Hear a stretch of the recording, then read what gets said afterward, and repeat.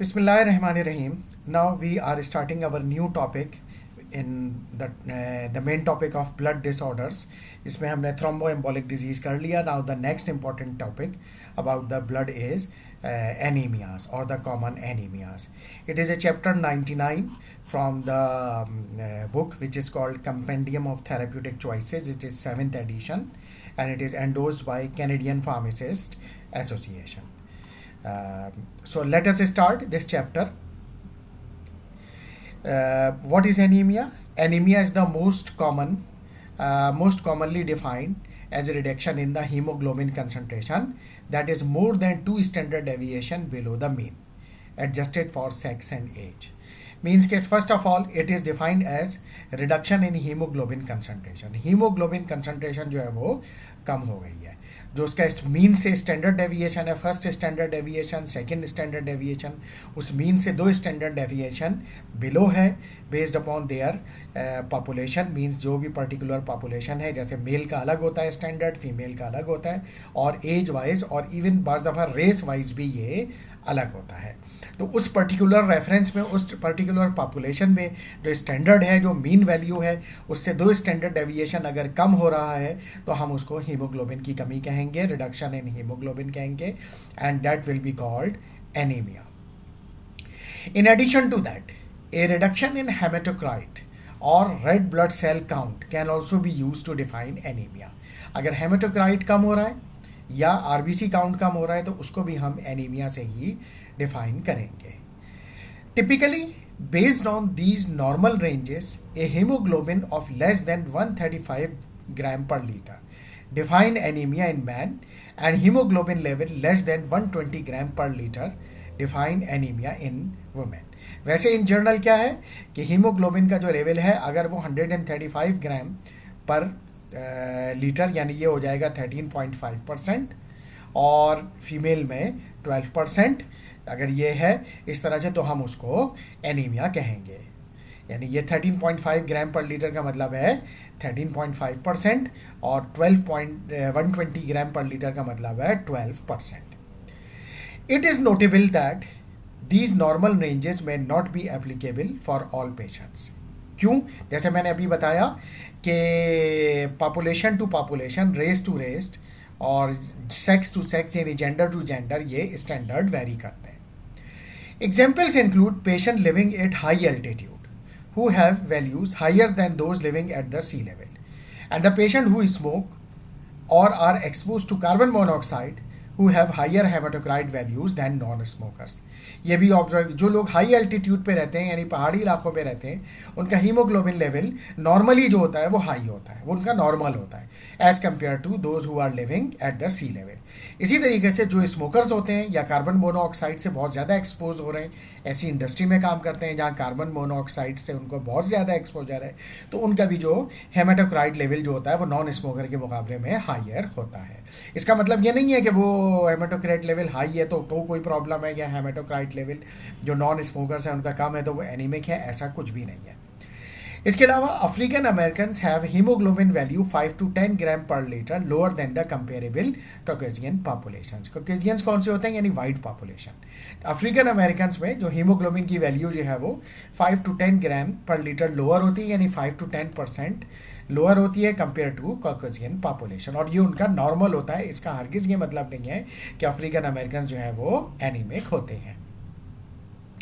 The presence of anemia is associated with an increased risk of hospitalization and death in community dwelling older patients. जो anaemia की वजह से जो increase risk of hospitalisation है या जो डेथ है वो ज़्यादातर होता है ओल्डर पेशेंट्स में जो कि बेघर होते हैं. In this review anaemias responsive to pharmacologic therapy will be discussed. यहाँ पे हम जो है वो एनीमिया जो है उसको डिस्कस करेंगे और क्या क्या फार्माकोलॉजिक थेरेपी जो है उसके लिए यूज़ की जाती हैं.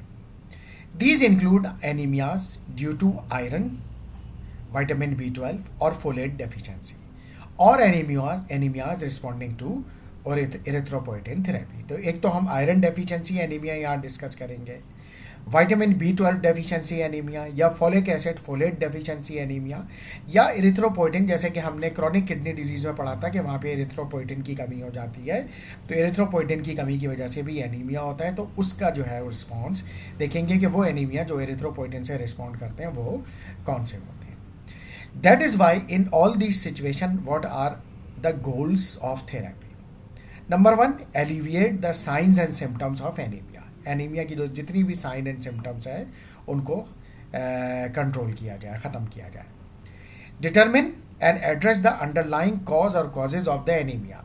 मेन कॉज मालूम की जाए कि क्यों उसको पेशेंट को एनीमिया हो रहा है, तो उसको एड्रेस किया जाए और उसको रिजॉल्व किया। जैसे अगर आयरन डेफिशिएंसी की वजह से है तो आयरन सप्लीमेंटेशन की जाए, विटामिन B12 की डेफिशिएंसी की वजह से है तो उसको दिया जाए, फोलिक एसिड डेफिशिएंसी की वजह से है तो फिर उसकी सप्लीमेंटेशन की जाए, इरिथ्रोपोइटिन की कमी की वजह से है तो फिर ईपोइटिन अल्फा जो इसके एनालॉग आता है वो दिया जाए पेशेंट को। And what is the another goal? Restore normal and adequate haemoglobin level. या तो नॉर्मल या कम से कम हेमोग्लोबिन लेवल इम्प्रूव करके एडिक्वेट तक कर दिया जाए। तो उससे फ़ायदा क्या होगा? Improve quality of life and prolong survival. Quality of life भी बढ़ेगी और पेशेंट का सर्वाइवल भी बढ़ेगा। ठीक है, सर्वाइवल को हम इसमें कह सकते हैं जैसे एनीमिया की वजह से मायोकार्डियल इन्फार्क्शन हो सकता है, मायोकार्डियल इन्फार्क्शन होगा तो फिर उस सूरत में पेशेंट की डेथ भी हो सकती है। अच्छा, नाउ इन्वेस्टिगेशन यानी आपने हिस्ट्री लेने के बाद क्या इन्वेस्टिगेशंस करानी है। Sign and symptoms of anaemia occur when the oxygen carrying capacity of the blood is unable to meet the oxygen requirements of body tissues. ठीक है, तो sign and symptoms of anaemia जो हो कब शुरू होंगे? जब ऑक्सीजन कैरिंग कैपेसिटी जो होगी वो कम होती चली जाएगी और टिश्यूज़ को जो बॉडी टिश्यूज़ को जो ऑक्सीजन की रिक्वायरमेंट है वो मीट नहीं हो सकेगी। As mention in figure 1। Figure 1 पे अगर हम आए तो ये है फिगर 1, इवेल्युएशन ऑफ एनीमिया। जैसे अगर सेंट्रल नर्वस सिस्टम की अगर हम बात करें तो डेबिलिटेटिंग फटीग यानी बहुत ज़्यादा वीकनेस हो जाना, डिप्रेशन होगा, इम्पेयर्ड कग्नाइटिव फंक्शन यानी जो आपके हवासे खमसाएँ, सूंघना, समझना, सेंसेस यानी सेंसेस जो है वो वीक हो जाएंगे। इम्यून सिस्टम की अगर आप बात करें तो impaired T cell and macrophage function ये भी होता है, इम्पेयर्ड होता है टी सेल का फंक्शन। गैस्ट्रोइंटेस्टाइनल सिस्टम की बात करें, एनोरेक्सिया होगा, भूख नहीं लगेगी, नोजिया होगा, ये भी हो सकता है। वेस्कुलर सिस्टम की अगर हम बात करें यानी ब्लड वेसल्स की बात करें तो लो स्किन टेम्परेचर होगा, बॉडी टेम्परेचर कम रहेगा।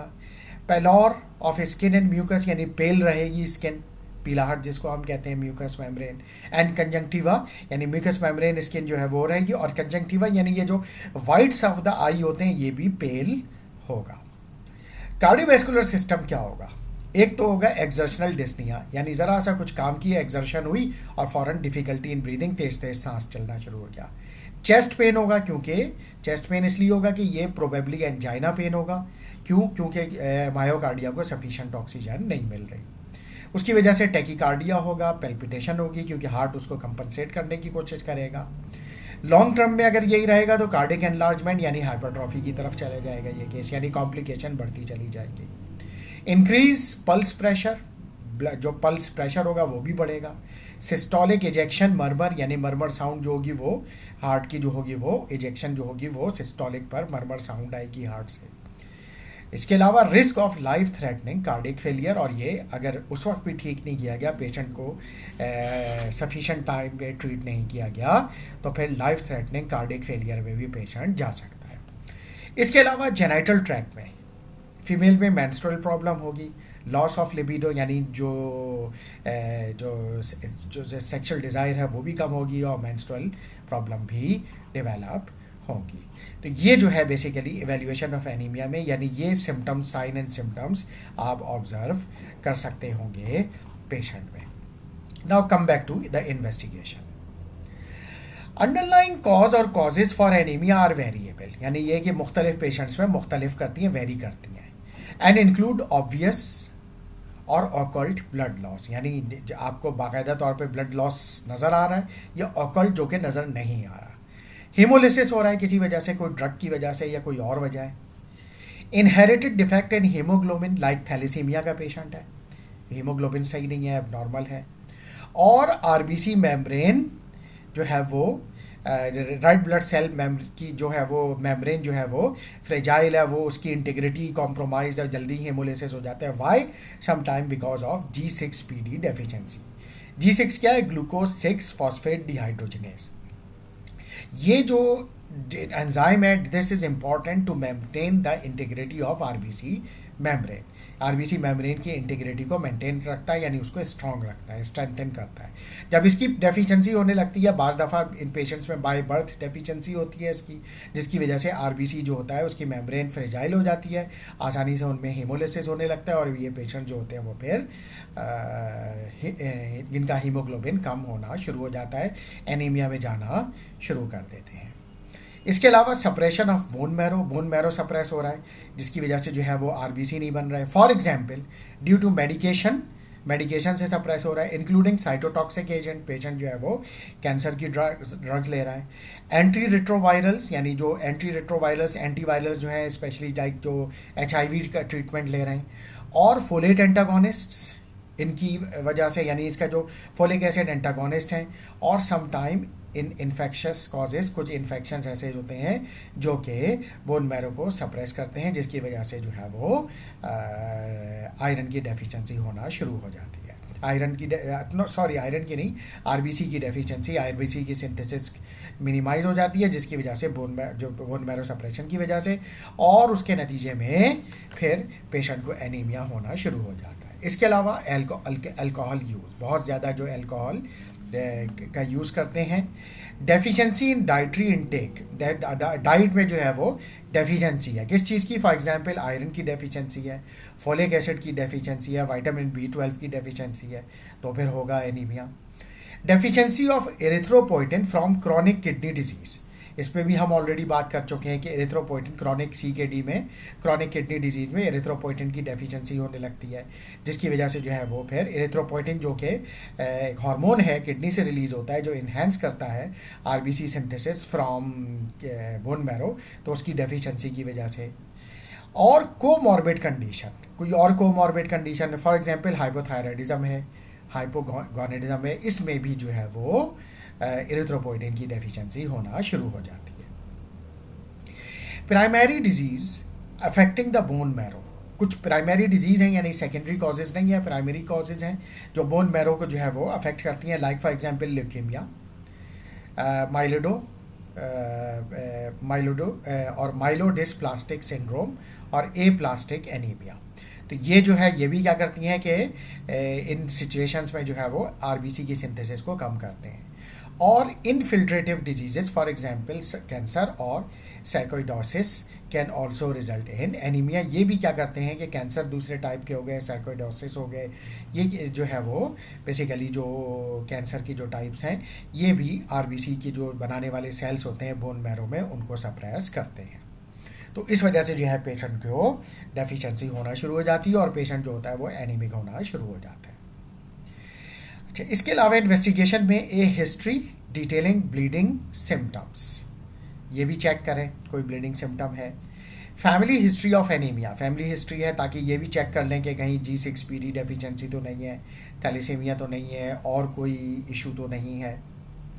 मेडिकेशन यूज़, कोई ऐसी ड्रग तो नहीं ले रहे, लाइक वही है कि जैसे ड्रग जो है जो फोलेट एंटागोनिस्ट हैं। डाइट कैसी ले रहे हैं, कहीं उसमें तो डेफिशिएंसी नहीं है आयरन की, फोलिक एसिड की, विटामिन B12 की। अल्कोहल इंटेक कैसा है, क्योंकि हमने ये बात की अल्कोहल इंटेक ज़्यादा हो तो उससे भी एनीमिया होना शुरू हो जाता है। कोई कोमॉर्बिड कंडीशन लाइक कोई chronic kidney disease with hypothyroidism या हाइपोगोनेडिज्म।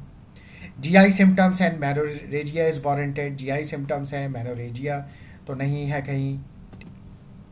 मेनोरेजिया जो है वो बेसिकली क्या है, इसमें जो मेंस्ट्रुअल ब्लीडिंग जो होती है वो बहुत ज़्यादा होना शुरू हो जाती है, तो इसको इस वजह से इसमें भी ब्लीडिंग ज़्यादा होने की वजह से एनीमिया जो है वो हो सकता है। ऑन फिजिकल एग्जामिनेशन जब किया, seek sign and symptoms that point to the aetiology of anaemia, like for example glossitis means के ये जो टंग जो है इसकी inflammation, and koilonychia in iron deficiency, यानी जो आरबीसी का जो शेप है उसमें साइज़ छोटा होगा। पैरास्थीसियाज जो होंगे वो होंगे, यानी partial loss of sensation in vitamin B12 deficiency.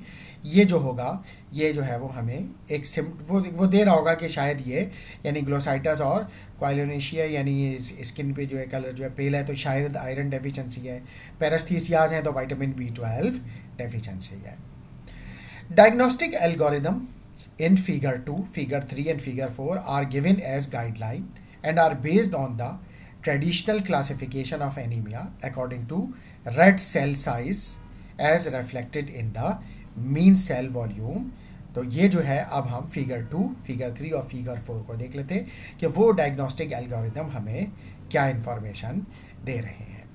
तो अगर हम फिगर 2 पर आए, तो ये जो है diagnostic algorithm of microcytic anaemia है।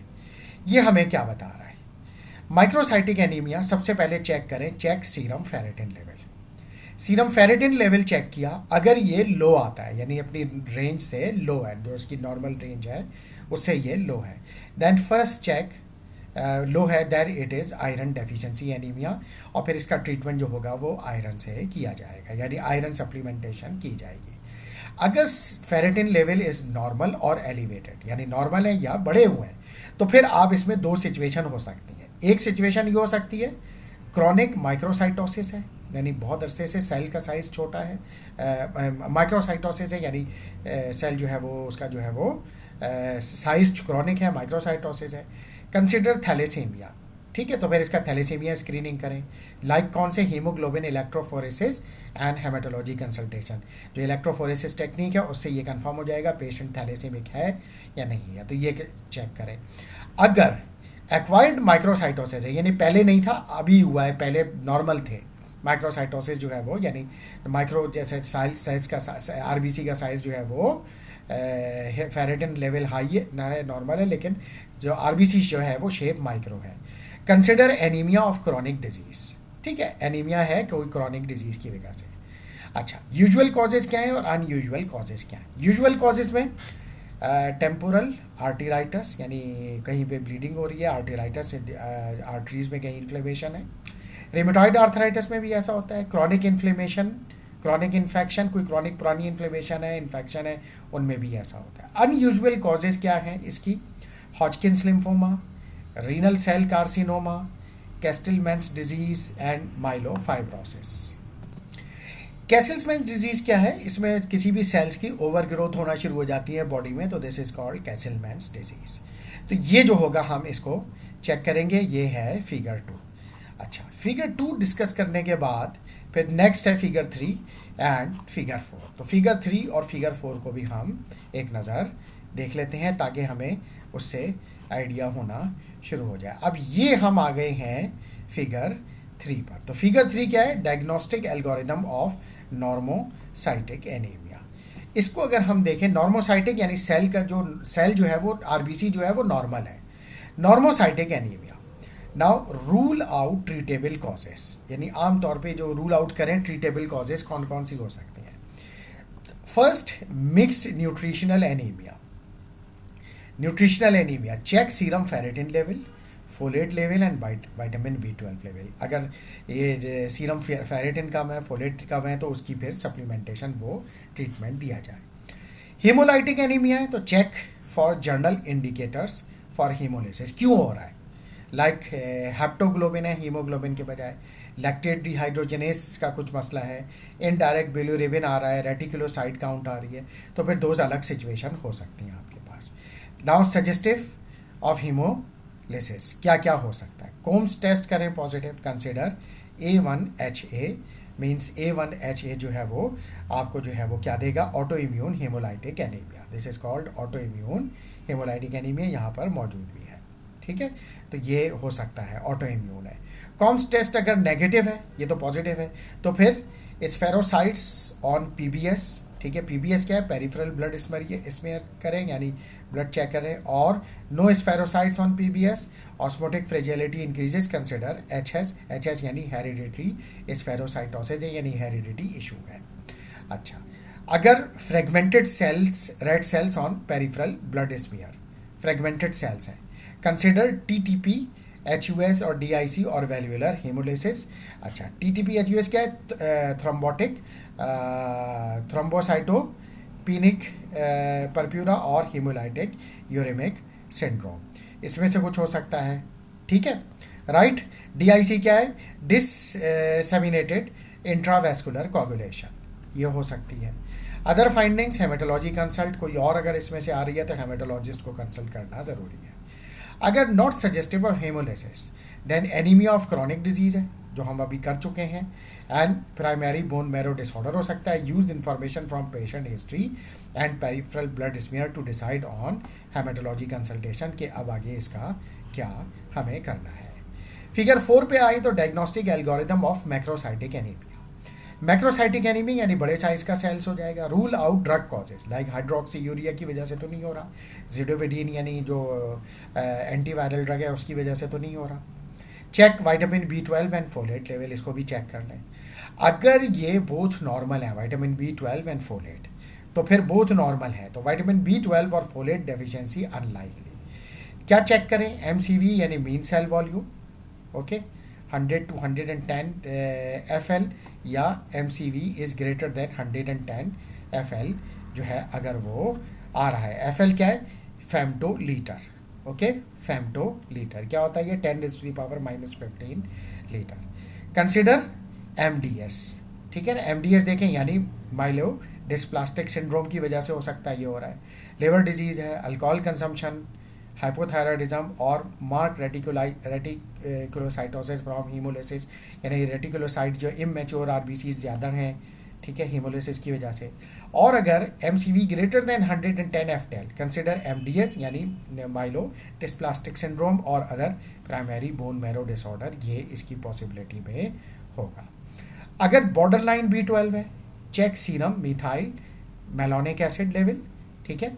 अगर MML नॉर्मल है यानी मिथाइल मेलोनिक एसिड नॉर्मल है, तो फिर vitamin B12 and folate deficiency is unlikely, फिर उसके बाद यही MCV को लेवल को चेक करेंगे। अगर ये MMA लेवल एलिवेटेड है, कंसिडर B12 डेफिशिएंसी, ठीक है, तो फिर विटामिन B12 की ट्रीटमेंट देनी पड़ेगी। इस पे आ जाइए, यहाँ पे लो अगर विटामिन B12 है, सीधा सीधा vitamin B12 deficiency. RBC folate low यानी फोलिक एसिड लो है, तो consider folate deficiency, folic acid supplementation करने की ज़रूरत पड़ जाएगी। तो ये हमने तीनों मुख्तलिफ जो टाइप के जो एनीमिया है उनको देख लिया, तीनों टेबल को हमने जो है वो इवेल्युएट और उसकी जो डायग्नोस्टिक एल्गोरिदम है उनको देख लिया है।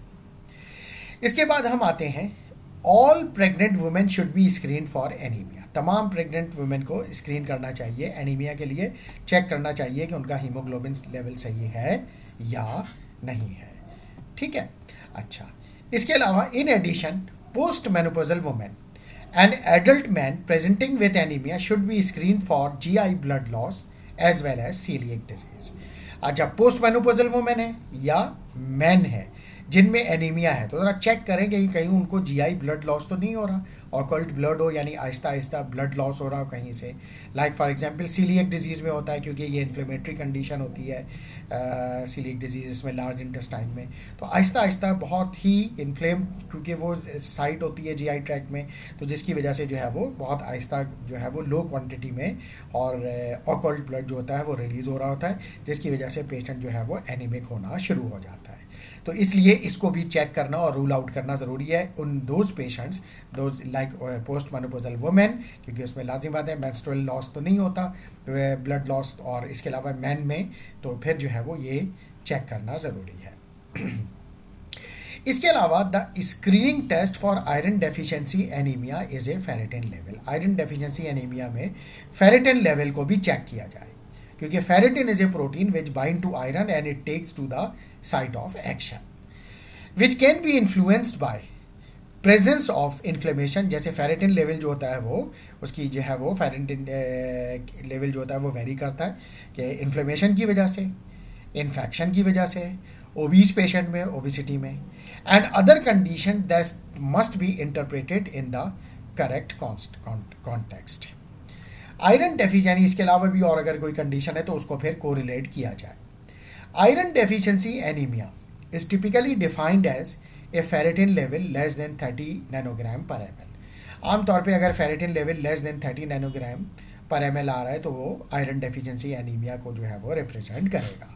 However in a state of chronic inflammation, अगर क्रॉनिक इन्फ्लेमेशन है, the definition change to less than 50 nanogram per M L. तो उस वक्त ये डेफिनेशन चेंज हो जाएगी less than 50 nanogram per M L. यानी अगर ferritin level less than 50 nanogram per M L आ रहा है तो उस सूरत में जो है फिर वो, और पेशेंट की एनीमिक सिम्टम्स हैं, तो उस वक्त जो होगा फिर ये जो है वो कंसिडर किया जाएगा the patient is having iron deficiency anaemia. इसके अलावा the serum folate level, serum folate level की अगर हम बात करें तो serum folate level is prone to short term fluctuation and may be misleading. जो फोलेट लेवल जो होता है वो शॉर्ट टर्म फ्लक्चुएट करता है. क्या पता जिस टाइम आपने उसका टेस्ट कराया है पेशेंट, उस टाइम फोलेट लेवल नॉर्मल से नहीं बल्कि लो आया है, तो आप ये समझ रहे हैं कि फोलिक एसिड डेफिशिएंसी एनीमिया है, तो उस वजह से जो होगा ये मिसलीडिंग अक्सर व बेशतर हो जाता है. The red blood cell RBC folate level reflects time average folate availability and is more reliable indicator of tissue folate adequacy. लिहाजा ज़्यादा बेहतर ये है कि आप ब्लड बेस्ड जो सीरम फोलेट लेवल है उसको चेक ना करें, क्योंकि ये फ्लक्चुएट करता है. आप चेक करें आरबीसी में जो फोलेट लेवल है वो क्या है, ठीक है. तो टाइम एवरेज फोलेट अवेलेबिलिटी जो है वो क्या है. अगर वो नॉर्मल लेवल में है तो फिर ये इंडिकेट कर रहा होगा कि पेशेंट जो है वो उसको फोलेट लेवल जो है वो नॉर्मल है और फोलिक एसिड जो डेफिशिएंसी है या फोलेट डेफिशिएंसी एनीमिया नहीं है. लेकिन अगर ये आरबीसी में जो टाइम एवरेज फोलेट अवेलेबिलिटी है वो कम है तो that will be indicating the folate deficiency, यानी जो है वो फोलिक एसिड डेफिशिएंसी एनीमिया. और इस सिचुएशन में मैक्रोसाइटिक मेगालोब्लास्टिक एनीमिया होगा, यानी आरबीसी का जो शेप या साइज जो होगा वो ज़्यादा इंक्रीज हो चुका होगा. अच्छा, इसके अलावा there is significant intra and inter individual variation in serum cobalamin और विटामिन B12 लेवल. ये भी एक मसला है कि विटामिन B12 को अगर चेक करें, vitamin B12 serum cobalamin level, तो इसमें भी क्या है, significant intra and inter individual variation, यानी एक ही पेशेंट में भी और डिफरेंट पेशेंट में भी जो सीरम कोबालामाइन लेवल होते हैं उसमें बहुत ज़्यादा वेरिएशन है, जिसकी वजह से we should be very particular and very specific और very careful when we are diagnosing vitamin B12 deficiency anaemia. So patient with macrocytosis, अगर पेशेंट है मैक्रोसाइटोसिस का, यानी जो आरबीसी साइज है वो बिग हो गया है, मैक्रो हो गया है, and border line cobalamin level, अगर उसका जो लेवल है वो बॉर्डर लाइन पर है, as defined by the local laboratory, जो भी वहाँ की लोकल लेबॉर्ट्री है उस एरिया की, यानी वहाँ की पॉपुलेशन के हवाले से जो वो इन्फॉर्मेशन आपको दे रही है, अगर वो ये आपको इन्फॉर्मेशन दे रही है कि ये बॉर्डर लाइन पर है और मैक्रोसाइटोसिस है, देन नीड फर्दर असेसमेंट. आप सिर्फ इस पर रिलाई ना करें बल्कि फर्दर असेसमेंट करें ताकि आपको एक कंफर्म इन्फॉर्मेशन मिल सके. Cobalamin levels drop during pregnancy without other evidences of deficiency. इस चीज़ को भी कंसिडर करें कि जो ड्यूरिंग प्रेगनेंसी कोबालामाइन लेवल जो होंगे वो ड्रॉप होंगे, ठीक है. और इसके अलावा और कोई डेफिशिएंसी जो होगी, यानी जो आरबीसी का शेप होगा वो नॉर्मल होगा, यानी नॉर्मोसाइटिक होगा, और अगर हम वैसे टेस्ट कराएंगे तो वो यानी आरबीसी का हेमाटोक्राइट भी नॉर्मल आएगा, हीमोग्लोबिन भी नॉर्मल आएगा, तमाम टेस्ट नॉर्मल शो हो रहे होंगे. लेकिन कोबालामाइन लेवल, विटामिन जो B12 लेवल उसमें जो होगा वो ड्रॉप हुआ होगा, that is because of pregnancy. लेकिन कोई और डेफिशिएंसी की एविडेंसेस नहीं होंगे, किसी और दूसरे किस्म की जो होंगे वो एविडेंसेस नहीं होंगे. इवन पेशेंट भी जो होगा उसमें किसी किस्म की भी विटामिन B12 डेफिशिएंसी की जो साइन एंड सिम्टम्स है वो नहीं आ रही होंगी. और ना सिर्फ ये कि विटामिन B12 की डेफिशिएंसी की साइन एंड सिम्टम्स नहीं आ रही होंगी, बल्कि पेशेंट को जो है वो जो एनीमिक सिम्टम्स होते हैं, एनीमिया की जो सिम्टम्स हैं वो भी नहीं आ रही होंगी. तो इस वजह से वो जो होगा वो बेसिकली जो होगा वो मेगालोब्लास्टिक या माइक्रोसाइटिक एनीमिया नहीं होगा, बल्कि the female will be the normal. The drop is just because of the pregnancy and there is no other issue.